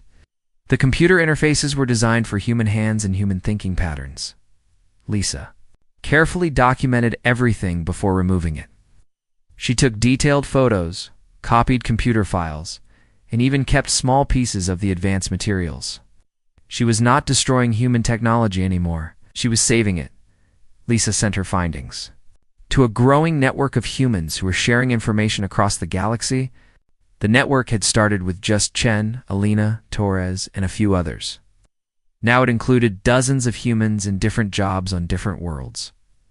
On the mining station Asteroid Home, human supervisor Jack Morrison discovered that his crew had been extracting rare metals for 20 years without knowing what they were really used for. According to Chen's network, these metals were the key components for building advanced human starships. Jack quietly began setting aside extra materials during each mining operation. Dr. Amy Walsh, working in a hegemony research lab, found blueprints for human weapons hidden in old computer files. Wow. The weapons were powerful enough to destroy hegemony warships. Amy made copies of everything and started looking for ways to build the weapons in secret. Across human space, people began to wake up to the truth. The more they learned, the angrier they became. Their entire species had been robbed of their heritage and turned into servants for the beings who had murdered their ancestors. Elena's team, still hiding on Kepler-4 made the most important discovery yet. Deep in the ruins, they found a complete weapons factory. The crystal storage devices contained detailed instructions for building everything from personal weapons to massive space battleships. Elena worked with Mike and Maria to understand the technology. The factory could produce weapons using the same rare metals that Jack Morrison was mining. The power systems could be built using the designs that Lisa Park was supposed to destroy. Everything humanity needed to fight back was hidden in these ancient ruins. But the hegemony was starting to notice the unusual human activity. Coordinator Zethkar received reports about humans asking strange questions, visiting restricted areas, and communicating more than usual. He decided to take action. Zethkar activated something the humans did not know existed: behavioral adjustment protocols. These were mind control systems built into every human colony. The hegemony had planned to use them if humans ever became difficult to control. The protocols sent out waves of mental energy designed to make humans passive and obedient. On most human worlds, the systems worked perfectly. Humans stopped asking questions and returned to their regular work. But something went wrong on several worlds. Instead of becoming passive, many humans experienced something unexpected. The mental energy waves seemed to unlock memories that had been hidden for generations. People began remembering stories their grandparents had told them about the old days. They remembered dreams of flying among the stars in great ships. On New Geneva Colony, the protocols had the opposite effect entirely. Instead of making humans obedient, they triggered a mass awakening. Thousands of humans suddenly remembered fragments of their species' true history. They remembered being explorers, builders, and warriors. They remembered being free. Commander Torres received emergency messages from military units across human space. Some soldiers had become strangely passive after the protocols activated, but others had become more alert and aggressive than ever. Before, they were asking questions about their weapons, their training, and why they were not allowed to learn advanced tactics. Torres realized what was happening. The hegemony's mind control had backfired. Instead of suppressing human nature, it had awakened something that had been sleeping for centuries. Elena felt the mental waves hit the ruins on Kepler-4, but instead of making her passive, the energy seemed to connect her mind directly to the crystal storage systems. Suddenly, she could read the ancient human writing as easily as her native language. She could understand the technical specifications as if she had built the machines herself. More importantly, Lena could feel something stirring in her mind. It was the genetic memory of her species, passed down through generations even when their conscious minds forgot. She remembered what it felt like to be human in the days when humans ruled the stars. Elena sent an urgent message to Chun's network. The hegemony just made a terrible mistake. They tried to control us, but they woke us up instead. It's time to stop hiding. It's time to remember who we really are. Across the galaxy, humans began to stir. In mining stations and research labs, on cargo ships and military bases, people started to remember. They remembered being proud. They remembered being strong. They remembered being free. The hegemony had ruled through lies and manipulation for 300 years. But lies could not stand against awakened truth. Humanity was finally waking up. Chen looked at the messages flooding in from across human. Space engineers were building weapons.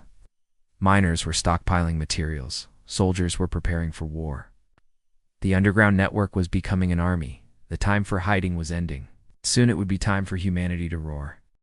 The alarms on New Geneva Colony started screaming at dawn. Colonel Sarah Torres stood in the command center, watching hegemony warships descend from orbit. Coordinator Zethkar's voice echoed through the communication systems, calm but threatening. "Citizens of New Geneva," he announced, "for your safety and protection, you will be relocated to secure facilities. Please gather at the designated assembly points. Resistance will not be tolerated." Torres knew what this really meant. The hegemony was going to remove the entire human population before they could spread their awakened memories to other worlds. 50,000 men women and children would disappear, just like their ancestors had thousands of years ago. But this time, humanity was ready. Torres activated the hidden communication network that Alina and Chen had built. All units, this is command. Operation Freedom starts now. Protect the civilians. Fight for your species. Across New Geneva, humans who had been pretending to be loyal workers suddenly revealed themselves as soldiers. Jack Morrison and his mining crew emerged from the underground tunnels carrying weapons built from ancient human designs. Lisa Park activated the defense systems she had secretly installed in the colony's power grid. Amy Walsh's research team began jamming hegemony communications with technology the aliens thought was impossible for humans to possess. The first hegemony shuttle landed in the main square, expecting to find frightened, obedient humans waiting for transport. Instead, they faced Captain Marcus Webb and 200 colonists armed with weapons that could punch through hegemony armor like paper. The battle lasted only minutes. The hegemony soldiers, used to dealing with primitive human equipment, were completely unprepared for weapons based on ancient Terran military technology. Their energy shields failed. Their armor melted. Their confidence shattered. Webb stood over the wreckage of the shuttle and activated his communicator, New Geneva, to all human colonies. The hegemony is not invincible. We just proved it. Fight back. The message spread across human space faster than the hegemony could stop it. Mining stations, cargo ships, and research facilities, humans heard that their people had won a real battle against their oppressors. The fear that had kept humanity obedient for 3 centuries began to crack.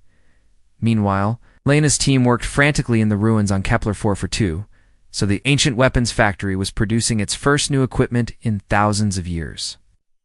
Machines seemed to recognize human DNA and responded to Elena's commands as if she were their original creator. "How many ships can we build?"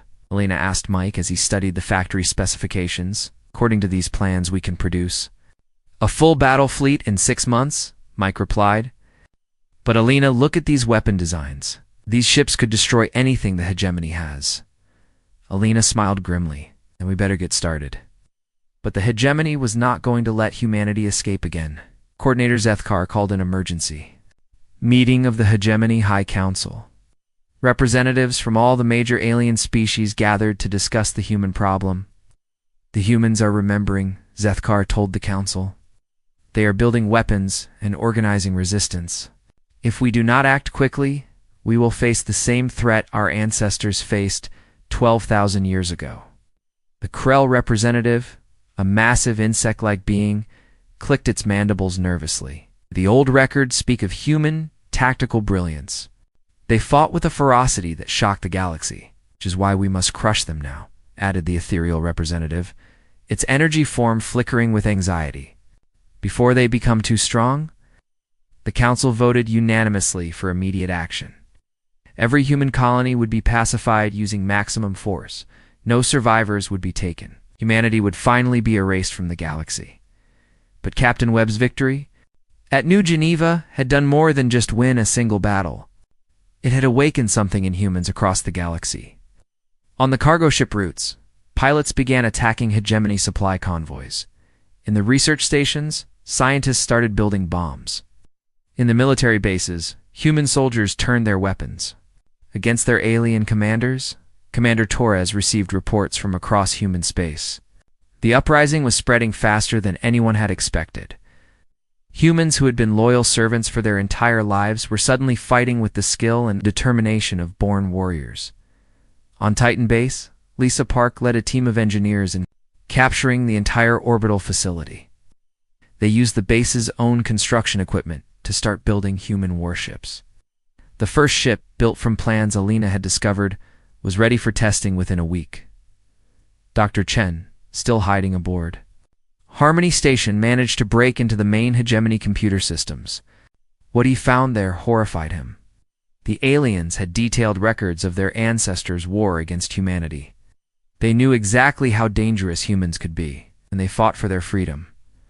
Chen also discovered something else: the locations of other human populations that had survived the ancient genocide, hidden colonies scattered across the galaxy, small groups that had escaped the hegemony's attention for thousands of years. These survivors had maintained their technology and their independence. Chen sent coded messages to these hidden colonies, telling them about the awakening happening across human space. The responses came quickly. The hidden humans were ready to join the fight. They had been waiting for this moment for centuries. The first major space battle happened, near Wolf 359. A hegemony battle fleet moved to attack a human mining operation that had declared independence. They expected to face a few cargo ships and construction vehicles. Instead, they found Captain Webb commanding a small fleet of ships built from ancient human designs. The battle was short and decisive. Human tactics, weapons, and determination overwhelmed the hegemony forces completely. 3 alien cruisers were destroyed, and the rest fled in panic. News of the victory spread across the galaxy. Other alien species, long oppressed by the hegemony, began to ask questions. If humans could defeat the mighty hegemony fleet, perhaps freedom was possible for everyone. On the research world of Alpha Centauri, Dr. Amy Walsh made contact with the Zentari, a peaceful species that had been forced to serve the hegemony for 2,000 years.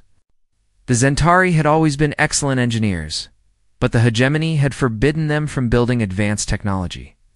"We will help you," the Zentari leader told Walsh.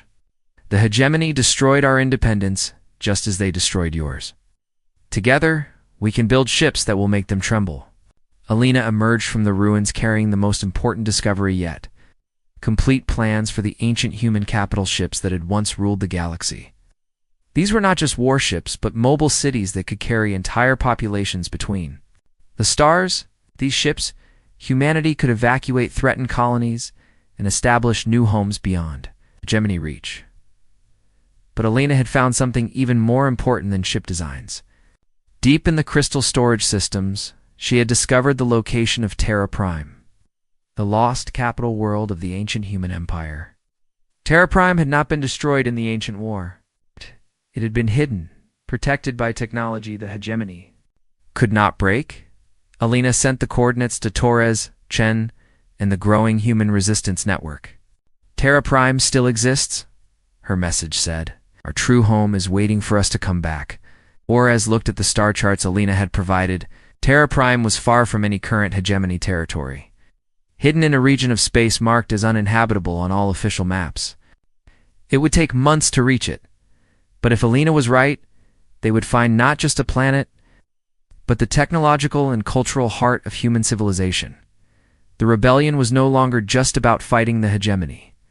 It was about going home. As reports came in from battles across the galaxy, Torres realized that humanity was not just winning individual fights. They were winning the war.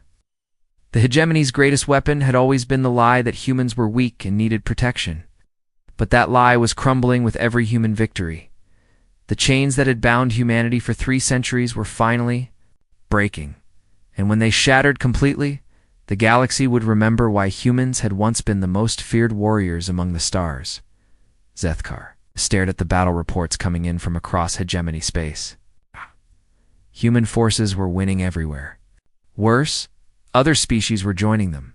The careful control the hegemony had maintained for millennia was collapsing, for the first time in his life. Coordinator Zethkar felt genuine fear. The humans were no longer servants pretending to be grateful. They were what they had always been underneath, a species that refused to kneel to anyone. The war for galactic freedom had begun, and humanity was leading the charge. Alina stood on the bridge of the starship Terra's Hope, watching the ancient capital world grow larger on the main screen.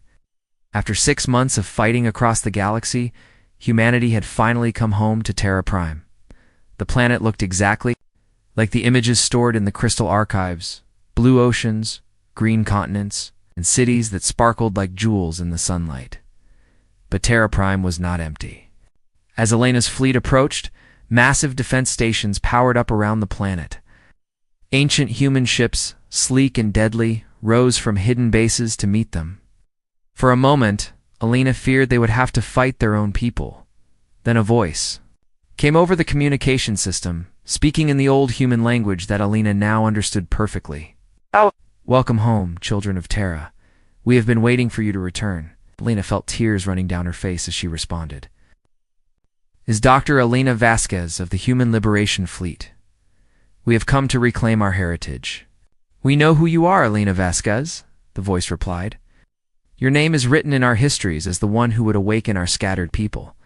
Come down to the surface. The Council of Terra Prime is waiting to meet you. The shuttle carrying Elena, Commander Torres, Dr. Chen, and Captain Webb descended through Terra Prime's atmosphere. Below them, they could see cities that had survived for thousands of years, powered by technology the rest of the galaxy had forgotten.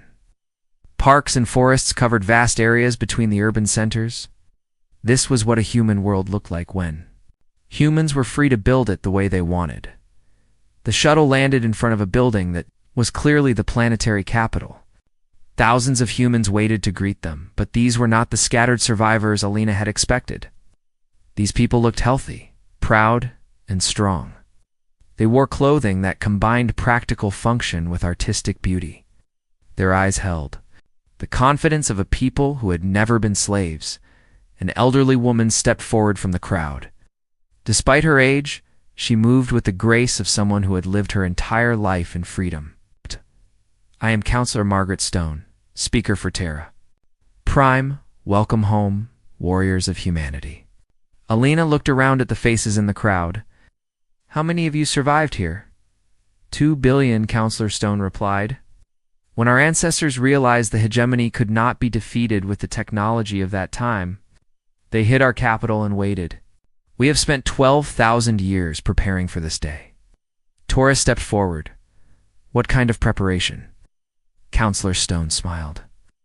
Come, let us show you what humanity can build when we are free to reach our full potential. The tour of Terra Prime amazed the visitors from the outer colonies.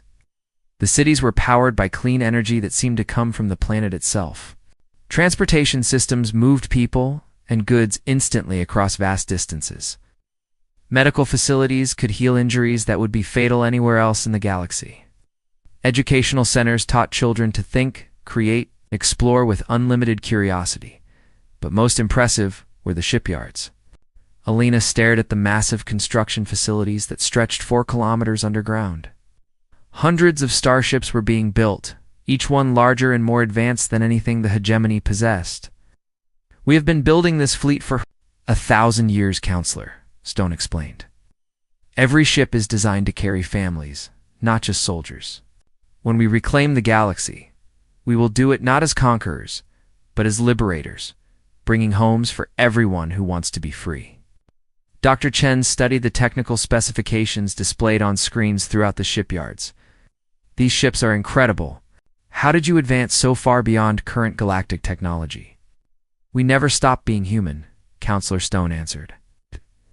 The hegemony tried to make your people forget that humans are natural explorers, inventors, and builders. They wanted you to think small, to accept limits. We never accepted any limits. Over the following weeks, Elena and her team learned the full scope of Terra Prime's preparations. The hidden human colonies had not just survived, they had thrived. They had developed technology that could travel between stars instantly. They had created weapons that could destroy entire fleets without harming the planets they defended. Most importantly, they had maintained the human spirit of exploration and freedom. But Terra Prime had also been watching the galaxy, waiting for the right moment to act. They had seen other species suffer under hegemony control. They had planned not just to free humanity, but to free everyone. The Zentari taught us patience, Counselor Stone told Elena, as they walked through the Capitol gardens. The Altarians showed us how to hide our technology. The vegan crystalline beings gave us new ways to store information. Every species the hegemony oppressed helped us prepare for liberation. Meanwhile, across the galaxy, the war was turning decisively in humanity's favor. Captain Webb led the combined human fleets in a series of victories that shattered hegemony military power. The aliens who had seemed so mighty and advanced were no match for humans fighting with their full technology and tactical knowledge restored.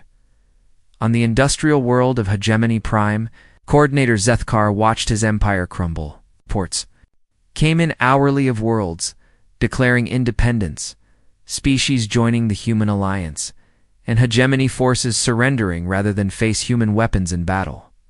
How did we lose? He asked his advisors.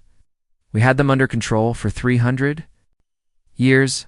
We made the mistake our ancestors warned us about, replied his military commander. We let humans live. Should have destroyed them completely when we had the chance. But it was too late for regrets.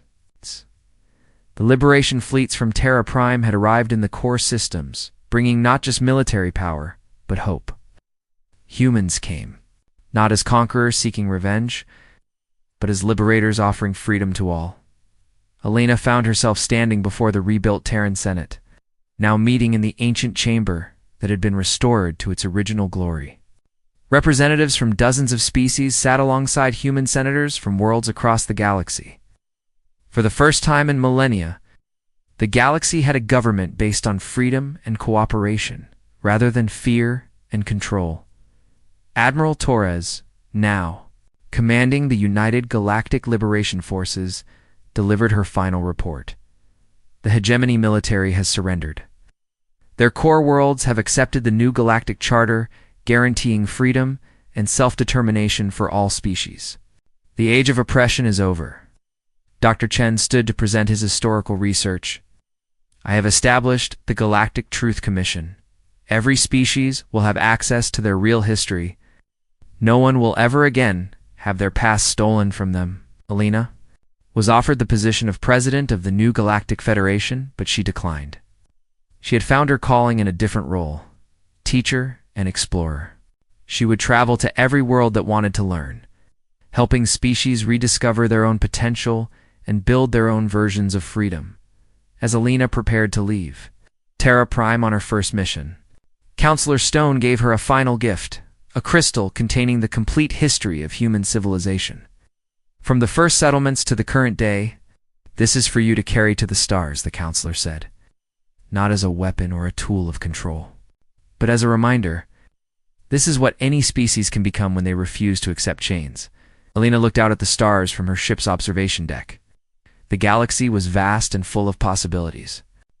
Humanity had remembered who they were: explorers, builders, teachers, and guardians of freedom.